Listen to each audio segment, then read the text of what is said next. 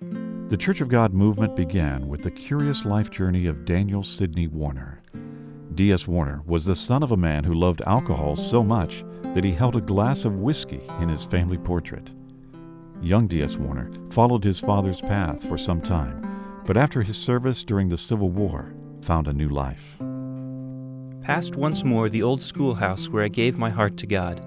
Thank God for that step. Oh, how glad I am it was ever my lot to become a Christian. Within 2 years, Warner obtained a preaching license from the eldership of the Churches of God in North America. It was a group of people who held no creed but the Bible, rejected sectarianism, and believed the term Church of God to be the only New Testament name for the church.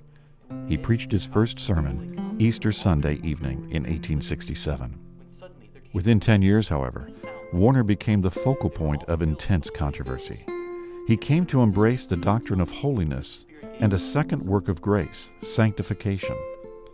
Warner believed that it was not only possible, but imperative to live a pure and holy life through the Holy Spirit. Most in the church passionately disagreed. The Spirit directed me to read and talk upon 1 Corinthians 13, which I did by the help of the Lord, preached perfect love, and though I said scarcely anything but what every true Christian can endorse, yet Brother Oliver took occasion to put in about a half hour opposing holiness as a distinct work of God. I think Brother Warner is a good man, but in this topic, he has been deceived. After meeting was dismissed, Brother Oliver took me in hand on holiness, asked me many questions, asked me if I was going to continue preaching as I have for the past months. I told him that I would continue to teach all the light I had received and as much more as the Lord would give. I patiently heard his long heckling, thanked him, and as he finished, he drew from his pocket a paper and handed me.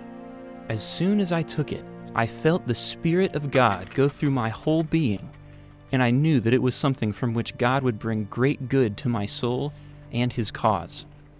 I thanked him and put it in my pocket. Drove to Brother Jeremiah Wolf's. Stopping for some things there, I took a moment to read the pretentious paper I had received. The following charges are preferred against Elder D.S. Warner. To Warner's astonishment, there were 4 charges against him, including the teaching of holiness. Days later, a formal church trial was held, and the accusations were publicly brought forward. What was my astonishment when Elder Oliver read letters signed by about all the church, charging me with insanity whenever I touch on sanctification. Something that is done. Might I ask to see those letters? Well, they're right here. May I ask who wrote these?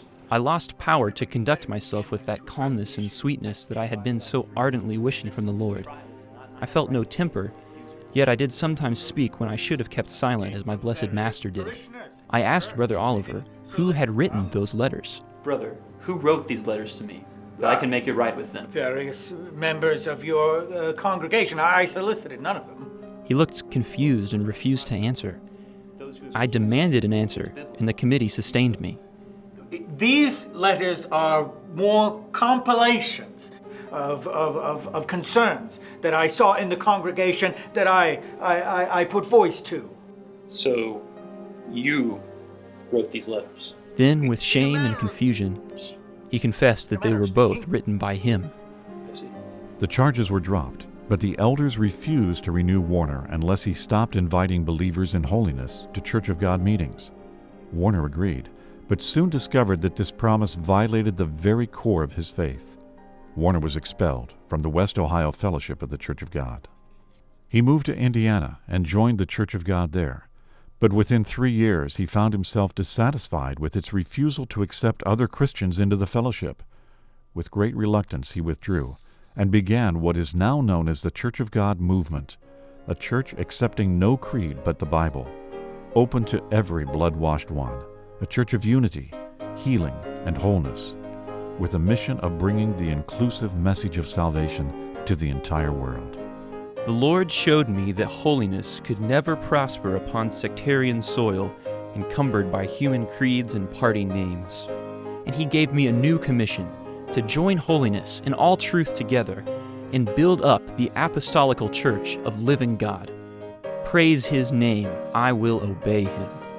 The work began in earnest, and within 2 decades, the message of the Church of God, eventually based in Anderson, Indiana, was communicated with the most modern technology and transportation of the times.